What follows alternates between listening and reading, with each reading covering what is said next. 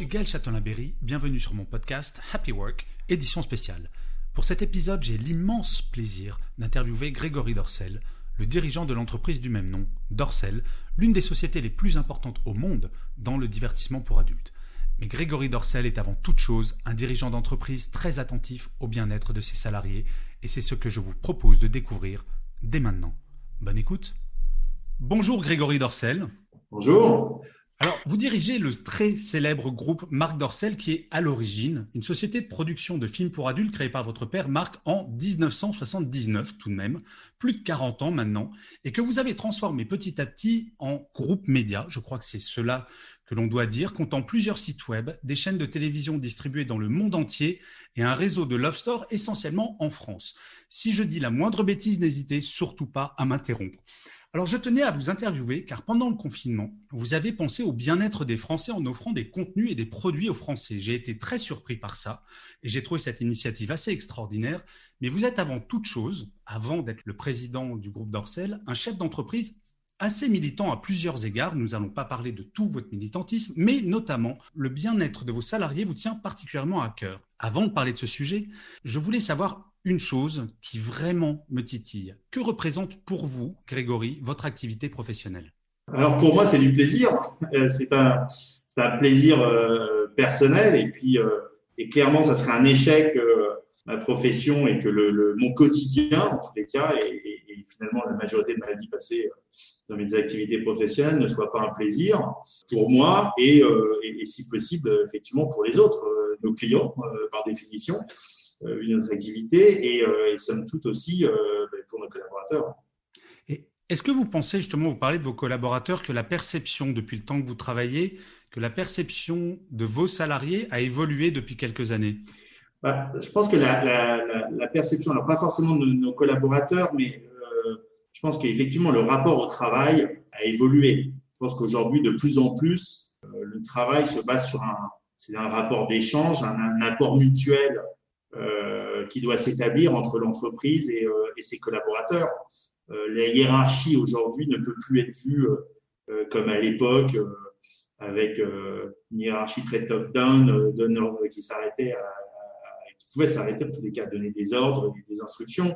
Aujourd'hui, on attend de l'échange, de l'accompagnement, de l'enrichissement. Voilà, et donc on est sur des attentes mutuelle qui me semble beaucoup plus équilibrée et que ce soit en bien ou en mal, en tous les cas, je pense que les collaborateurs et la satisfaction qu'ils peuvent avoir dans le travail ne vient plus que de la promotion et de la rémunération. Donc vous n'êtes pas un patron autoritaire ? Ça, je ne dirais pas ça et je pense qu'il faudrait plutôt demander à mes collaborateurs. Donc, en tous les cas, non, mais bon, je peux effectivement, certainement, en tous les cas, encore l'être peut-être parfois trop. Mais en tous les cas, ce qui m'intéresse énormément, étant moi-même, je suis rentré dans cette société, j'en étais pas dirigeant.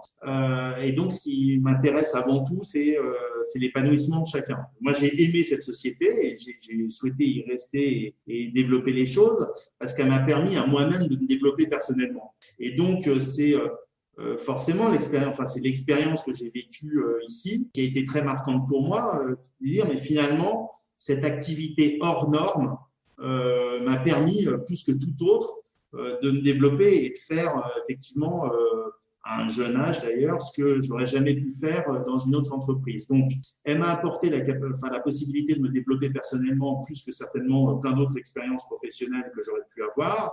Et c'est ce qu'on essaye de cultiver dans cette entreprise.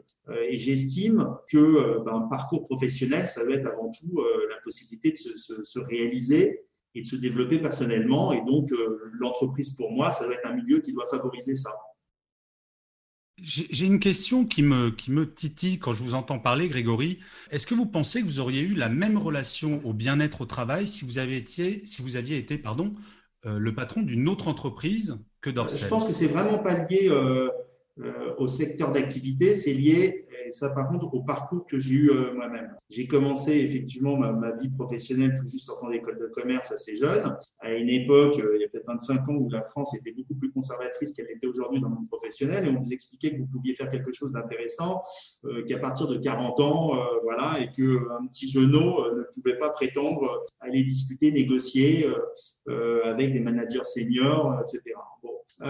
Et donc, commençant dans cette activité qui était hors norme, avec déjà une étiquette une étiquette particulière, mon jeune âge n'était plus du tout le problème dans la profession. Donc, j'ai pu m'épanouir très vite, faire des choses que, encore une fois, je n'aurais pas pu faire ailleurs.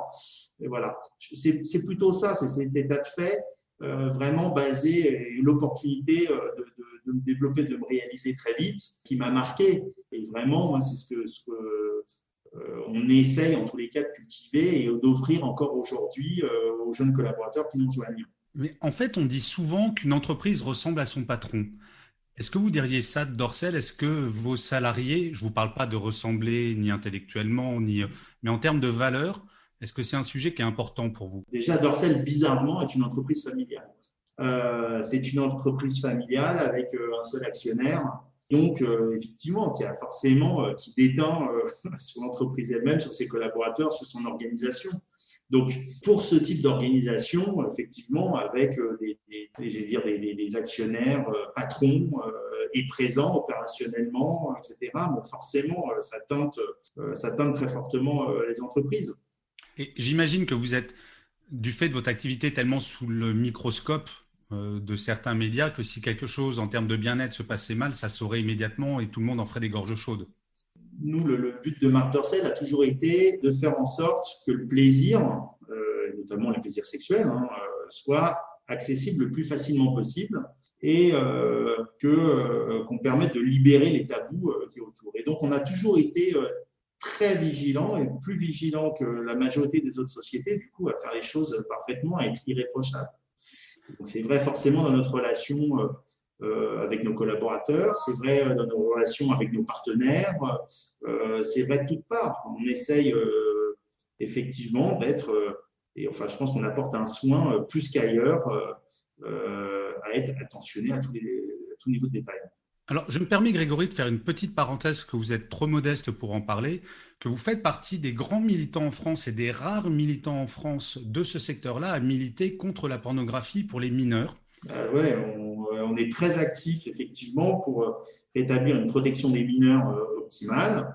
En ce qui nous concerne dans nos activités, effectivement, on l'assure à 200%. C'est une chose, mais effectivement, on se bat aussi pour que la protection des mineurs soit assurée par tous.